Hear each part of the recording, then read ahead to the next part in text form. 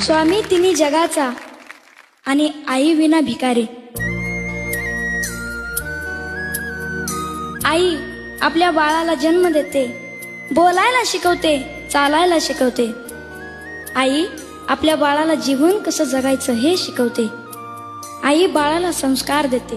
मागू कसा मी।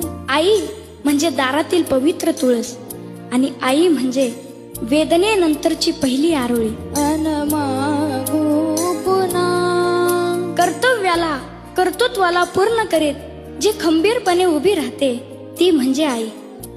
आपल्या बाळाच्या मुखात जाणारा घास पाहून जिची भूक नाहीशी होते ती म्हणजे आई।